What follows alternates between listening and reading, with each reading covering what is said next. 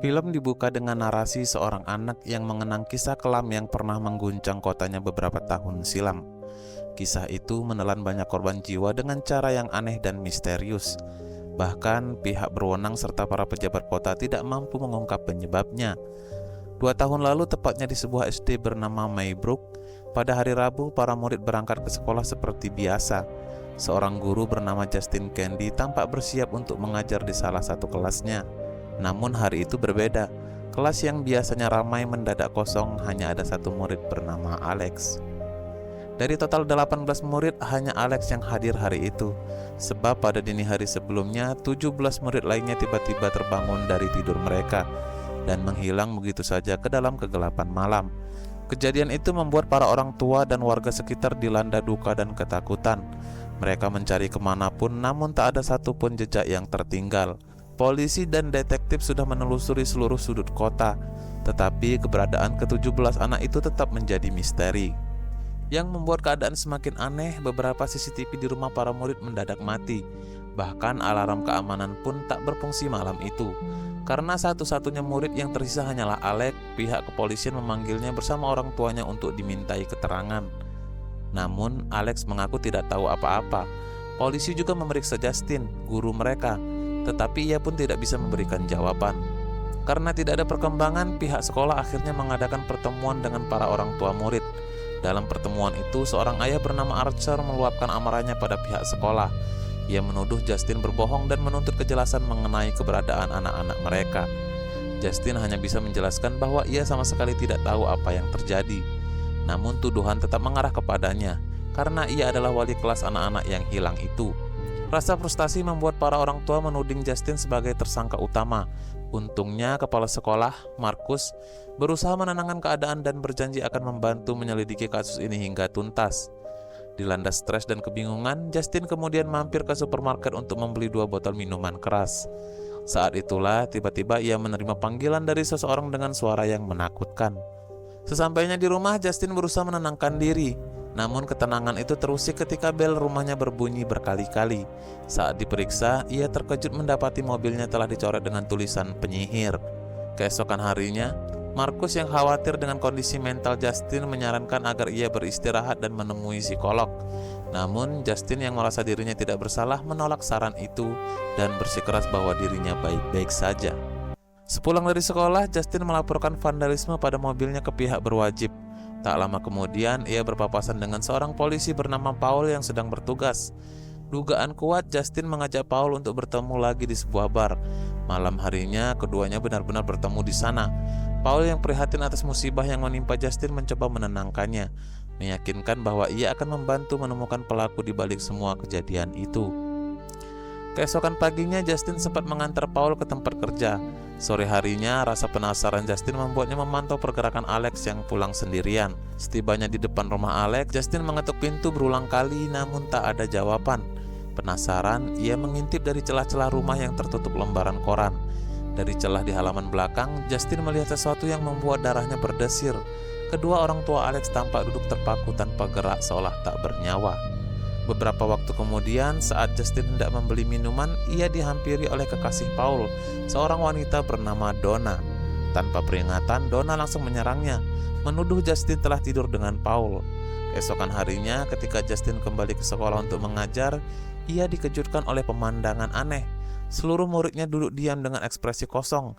Saat pandangannya tertuju pada Alex, wajah anak itu tampak begitu menyeramkan hingga membuat Justin terpaku. Namun semua itu ternyata hanyalah mimpi buruk. 6 jam kemudian, Justin memberanikan diri mendatangi Alex untuk menanyakan kebenaran yang sesungguhnya. Merasa anak itu menyembunyikan sesuatu, Justin kembali ke rumah Alex dan mengetuk pintunya. Tapi lagi-lagi tidak ada jawaban. Ia pun memutuskan untuk mengawasi rumah tersebut dari kejauhan. Malam harinya ketika Justin tertidur lelap, tanpa ia sadari ibu Alex keluar dari rumah sambil membawa sebilah gunting. Tanpa sepatah kata pun wanita itu masuk ke mobil Justin dan diam-diam menggunting selai rambutnya. Sementara itu di tempat lain, Archer, salah satu orang tua murid yang kehilangan anaknya, terbangun dari tidur dengan wajah muram. Sejak tragedi itu, pikirannya dipenuhi kegelisahan. Hampir setiap hari ia memeriksa rekaman CCTV di sekitar rumahnya. berharap menemukan petunjuk yang bisa membawanya pada anaknya yang hilang. Peristiwa yang menimpa Archer membuatnya sulit berkonsentrasi dalam bekerja. Ia bahkan sempat melakukan kesalahan fatal dengan memesan warna cat pintu yang keliru untuk kliennya, hingga harus menanggung seluruh kerugian. Didorong rasa curiga yang semakin kuat terhadap Justin, Archer meminta pihak kepolisian untuk menangkap dan menginterogasinya. Namun, kepala polisi menolak perintah itu karena yakin Justin bukan pelakunya. Sementara Archer dianggap terlalu larut dalam frustasi dan duka. Beberapa waktu kemudian, usai menghadiri sebuah pertemuan, Archer diam-diam membuntuti Justin hingga ke rumahnya. Ternyata Archer lah orang yang sebelumnya mencoret mobil Justin dengan tulisan penyihir. Ia melakukannya karena tidak bisa menerima kenyataan hilangnya 17 murid secara misterius. Dalam pikirannya, Justin lah penyebab segalanya, seseorang yang dianggapnya menyimpan kekuatan gelap. Suatu malam, Archer terbangun dan melihat bayangan anaknya berlari di dalam rumah. Tanpa berpikir panjang, ia segera mengejarnya hingga tiba di sebuah ruangan. Di sana ia melihat sosok anaknya berdiri di hadapannya. Dengan mata berkaca-kaca, Archer meminta maaf karena telah menjadi ayah yang gagal. Namun sebelum sempat menyentuh anaknya, ia tersentak bangun. Ternyata semua itu hanyalah mimpi. Keesokan paginya, Archer mencoba menyusun kembali potongan-potongan kejadian, berusaha menebak kemana anaknya dan anak-anak lain menghilang. Ia kemudian mengunjungi rumah tetangganya untuk memeriksa rekaman CCTV, berharap menemukan petunjuk baru. Dari sanalah ia mulai menyimpulkan arah terakhir yang mungkin dituju anak-anak itu. Saat hendak menuju lokasi yang diduga sebagai titik terakhir kemunculan para murid, Archer melihat mobil Justin yang tengah berhenti di sebuah pom bensin. Ia pun memutuskan untuk mengikutinya. Niat Archer kali ini bukan untuk menuduh, melainkan meminta maaf atas semua prasangka yang pernah ia lontarkan. Namun ketika keduanya sedang berbicara dari kejauhan, Marcus tiba-tiba muncul dengan ekspresi ganjil dan langsung menyerang Justin. Archer yang kaget segera berusaha menghentikan Marcus agar tak terjadi sesuatu yang lebih buruk. Sementara itu di tempat lain, Paul menerima panggilan dari kekasihnya saat hendak berangkat kerja. Kasus hilangnya para siswa membuat kepolisian semakin kebingungan karena tak ada satupun bukti yang bisa mengarah pada pelaku. Hingga suatu ketika dalam perjalanan, Paul berpapasan dengan seorang pria bernama James yang terlihat terburu-buru. Merasa ada yang janggal, Paul memutuskan untuk membuntutinya dari kejauhan. Benar saja, diam-diam James tampak sedang mengintai sebuah rumah dengan gerak-gerik mencurigakan. Melihat hal itu, Paul segera mengejarnya dan berhasil menangkapnya. James beralasan bahwa ia hanya ingin mengambil kunci rumahnya yang tertinggal di bangunan tersebut, yang katanya merupakan tempat kerjanya. Namun Paul tak mempercayai penjelasan itu dan membawanya ke kantor polisi untuk diperiksa lebih lanjut. Saat menggeledah saku celana James, Paul tanpa sengaja tertusuk jarum suntik yang biasa digunakan James untuk menyuntikkan narkoba ke tubuhnya. Tak ingin karirnya hancur karena dianggap menyerang lebih dulu, Paul memutuskan untuk menutupi kejadian itu. Ia menyuruh James pergi dari kota dan memperingatkannya agar tidak pernah muncul di hadapannya lagi. Paul bahkan mengancam bahwa sesuatu yang buruk akan terjadi jika ia melihat wajah James untuk kedua kalinya. Malamnya setelah semua kekacauan itu, Paul pulang ke rumah dan mendapati Donna telah menunggunya. Donna yang menyadari bahwa Paul telah berselingkuh dengan Justin hanya bisa meluapkan kekecewaannya dengan dingin. Beberapa waktu kemudian, saat Paul baru saja keluar dari kantornya, ia kembali melihat James yang berjalan menuju kantor kepolisian. Tanpa banyak bicara, Paul langsung menyerangnya. Cerita lalu beralih ke sudut pandang James. Pagi itu di bawah rintik hujan, ia duduk termenung sambil menikmati udara dingin. Setelah mencuri beberapa barang dari rumah warga, James menjual hasil curiannya kepada seorang penadah.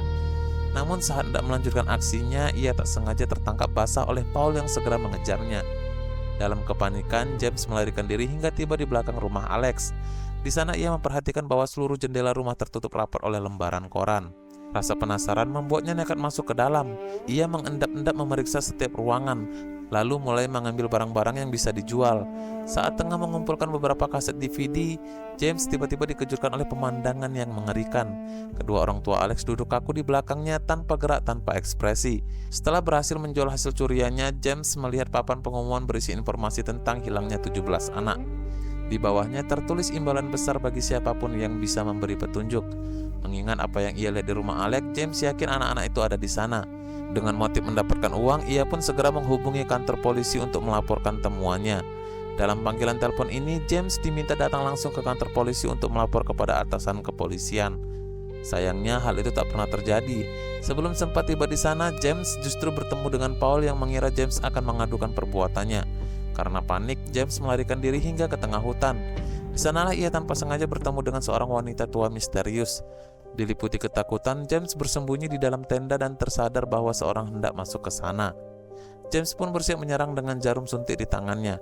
Saat sosok itu membuka tenda, ternyata yang datang adalah Paul. Dan untuk kedua kalinya Paul tertusuk jarum suntik milik James. Paul marah besar, namun sebelum sempat menembak, James buru-buru menjelaskan bahwa ia mengetahui lokasi salah satu anak yang hilang. Setelah mendengar penjelasan itu, Paul memutuskan memeriksa rumah yang dimaksud, yaitu rumah Alex. Ia menyuruh James menunggu di mobil sementara dirinya masuk untuk memastikan keadaan di dalam.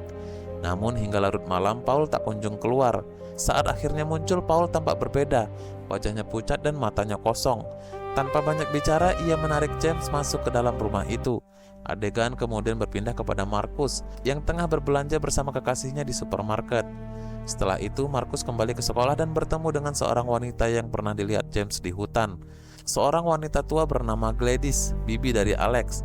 Gladys datang untuk menegaskan bahwa hilangnya para murid tidak ada kaitannya dengan Alex.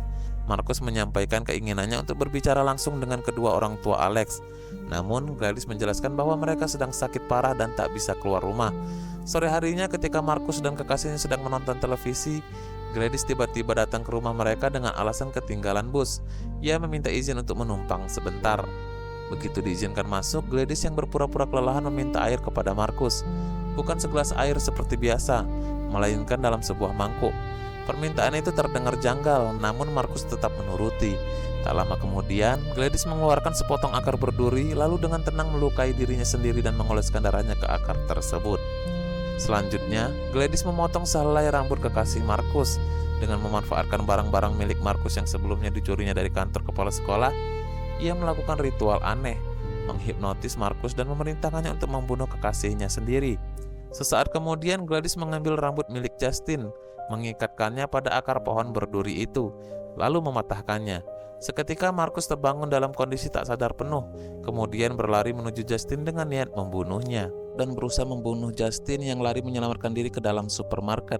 Saat Justin terpojok, Archer datang dan berusaha menghentikan Marcus. Ketakutan, Justin langsung menyalakan mobilnya dan melarikan diri. Archer pun mengejar, berada tepat di belakangnya. Namun di tengah perjalanan, Archer tiba-tiba menghentikan mobilnya setelah melihat Marcus telah tewas akibat kecelakaan. Usai kejadian itu, Archer kembali menemui Justin untuk meminta maaf sekali lagi. Dari peristiwa tadi, Archer menyadari satu hal penting. Cara berlari Marcus sama persis dengan 17 anak yang hilang. Dengan melihat peta yang sebelumnya ia gambar, Justin pun sadar bahwa titik tujuan ke-17 anak itu ternyata mengarah ke rumah Alex. Cerita kemudian beralih pada Alex yang saat itu masih di sekolah sebelum rekan-rekannya menghilang secara misterius. Sepulang sekolah, Alex sering menjadi sasaran ejekan teman-temannya. Kedua orang tuanya tak tahu menahu tentang hal itu. Suatu hari saat Alex diantar pulang, sang ayah memberitahu bahwa bibinya akan datang dan tinggal bersama mereka untuk beberapa hari. Bibi itu berasal dari pihak ibu, sehingga sang ayah sebenarnya tak begitu mengenalnya. Beberapa hari kemudian, Alex yang pulang sendirian merasa ada yang aneh. Kedua orang tuanya tampak diam dan hanya menjawab pertanyaan seperlunya. Merasa curiga, Alex pun bertanya kepada bibinya, Gladys, tentang apa yang sebenarnya terjadi. Tidak tahan dengan suasana ganjil itu, Alex akhirnya mengusir Gladys. Namun justru Gladys memperlihatkan kekuatannya dan membuat Alex tak berdaya. Gladys menunjukkan dengan jelas bagaimana ia menyihir kedua orang tua Alex, lalu memaksa mereka saling menyakiti. Sejak saat itu, Gladys melarang Alex untuk memberitahu siapapun. Jika berani membuka mulut, Gladys mengancam akan membunuh orang tuanya, bahkan dirinya sendiri. Alex yang masih kecil tentu tak mampu melawan. Dengan terpaksa ia menuruti semua perintah Gladys. Pemandangan memilukan pun terjadi. Alex yang khawatir akan keselamatan orang tuanya harus menyuapi mereka dengan sup yang sama berulang kali. Hingga suatu malam, Alex terbangun karena panggilan Gladys. Terlihat jelas kondisi Gladys yang semakin rapuh akibat penyakit yang dideritanya. Dalam keputusasaan, Gladys memerintahkan Alex untuk mengumpulkan semua barang milik teman-teman sekelasnya. Entah apa yang direncanakan oleh Gladys, namun kali ini ia memaksa Alex untuk menuruti semua perintahnya. Keesokan harinya, saat teman-teman lain sedang olahraga, Alex diam-diam mengambil papan nama milik ke-17 rekannya. Aksinya hampir saja diketahui oleh Justin. Dengan tenang, Alex beralasan bahwa ia hanya mengambil barangnya yang tertinggal di kelas agar tidak menimbulkan kecurigaan. Sesaat setelah itu, semua barang yang dibawa Alex langsung digunakan Gladys sebagai bahan ritual. Hingga akhirnya tepat pukul 2 dini hari, ketika sebatang kayu berduri dipatahkan, ke-17 teman Alex serentak keluar dari rumah masing-masing dan berlari menuju ruang bawah tanah di rumah Alex. Dari sini bisa disimpulkan bahwa Gladys berniat menjadikan mereka tumbal dalam ritual pemujaan iblis demi menyembuhkan penyakitnya dan memperpanjang usianya. Sayangnya karena kedua orang tua Alex belum juga disadarkan, Alex tidak bisa menjelaskan apapun saat pihak kepolisian menanyainya. Kecurigaan publik mulai mengarah pada rumah Alex. Ketika agen FBI datang untuk memeriksa, Gladys menyuruh Alex bersiap, sebab ke-17 anak itu akan segera dipindahkan ke tempat lain. Tidak ingin teman-temannya mati, Alex yang tidak tahu maksud sebenarnya dari Gladys justru menyuapi mereka dengan cara yang sama seperti ia lakukan kepada kedua orang tuanya. Singkat cerita, tak lama setelah itu Alex kembali ke rumahnya. Setibanya di sana, ia melihat Paul dan James yang telah berada di bawah pengaruh sihir Gladys. Di saat itu, Gladys berkata kepada Alex bahwa mereka harus meninggalkan tempat itu keesokan harinya. Ia juga memperingatkan agar Alex tidak menginjak garam yang telah ia taburkan di setiap sudut rumah, karena siapapun yang menyentuhnya akan langsung diserang oleh Paul dan James yang sudah disihir. Sementara itu, di luar rumah, Justin dan Archer yang penasaran melihat keberadaan Paul di dalam rumah tersebut memutuskan untuk memeriksa. Mereka semakin curiga setelah melihat pintu rumah Alex terbuka dan Paul berjalan keluar dengan tatapan kosong. Perlahan Archer dan Justin pun masuk sambil memanggil nama Paul. Namun tak sengaja Justin menginjak garam yang tersebar di lantai. Seketika ia diserang dengan brutal. Dari lantai atas, Alex berusaha masuk ke kamar Gladys, tapi terhenti karena pintu ruangan itu juga dilindungi oleh garis garam. Sementara itu, Paul yang sudah kehilangan kendali terus mengejar Justin dan berusaha menyerangnya habis-habisan. Sementara itu, Archer terus dikejar oleh James. Meskipun Archer berhasil memukul dan melumpuhkan James berkali-kali, pria itu tetap bangkit kembali karena masih berada di bawah pengaruh sihir. James menyerang tanpa henti seolah tak merasakan lelah maupun sakit. Di sisi lain, Justin yang nyaris kehilangan nyawa akhirnya terpaksa mengambil pistol milik Paul dan menembakkannya tepat ke wajah pria itu. Pada waktu yang sama, Archer masih terjibaku melawan James yang tak kunjung tumbang. Hingga pada satu momen menegangkan ketika James hendak menghabisi Archer, Justin datang dan menembak James hingga roboh. Dari situlah Archer menyadari bahwa ke-17 anak yang hilang ternyata berada di ruang bawah tanah rumah Alex. Ia pun segera turun untuk memeriksa satu persatu dan memastikan bahwa anaknya juga ada di antara mereka. Namun secara tak terduga Gladys muncul dan merebut kalung milik Archer. Seketika itu Archer yang kini terpengaruh sihir Gladys langsung berbalik menyerang Justin dan berusaha membunuhnya. Sementara itu Alex berlari pontang-panting menghindari kejaran kedua orang tuanya yang juga berniat membunuhnya setelah ia tanpa sengaja menginjak garis garam. Dalam pelariannya, Alex bersembunyi di kamar Gladys dan menemukan akar berduri yang biasa digunakan sang penyihir. Ia pun mendapat ide gila, mengambil selai rambut Gladys untuk memanfaatkan kekuatan sihir itu. Tepat sebelum kedua orang tuanya sempat menyerangnya, Alex yang sudah mengetahui cara kerja sihir tersebut langsung menggunakan ke-17 temannya untuk memburu Gladys. Menyadari hal itu, Gladys panik dan berlari terbirit-birit masuk ke rumah-rumah warga secara acak demi menghindari kejaran anak-anak itu. Namun meski telah berusaha melarikan diri dan meminta pertolongan, akhirnya penyihir tua itu tertangkap. Ke-17 anak yang terpengaruh sihir Gladys membalas dendam dengan brutal. Mereka mencabik tubuh Gladys dengan tangan kosong hingga tewas mengenaskan. Kematian Gladys seketika memutuskan semua pengaruh sihir. Archer dan kedua orang tua Alex tersadar dari kendali Gladys dan akhirnya terbebas. Archer terkejut melihat kondisi rumah Alex yang porak-poranda dan kekacauan yang menyerempet hingga ke rumah-rumah warga sekitar. Ia segera menelusuri arah kehancuran itu hingga menemukan jasad Gladys yang sudah tidak utuh. Di sanalah ia akhirnya bertemu kembali dengan anaknya dalam keadaan selamat. Di sisi lain, Justin menyusuri setiap sudut rumah Alex yang kini berantakan. Setelah berkeliling cukup lama, ia akhirnya menemukan Alex yang tengah memeluk kedua orang tuanya yang tampak belum sepenuhnya sadar dari pengaruh sihir. Dan film pun berakhir.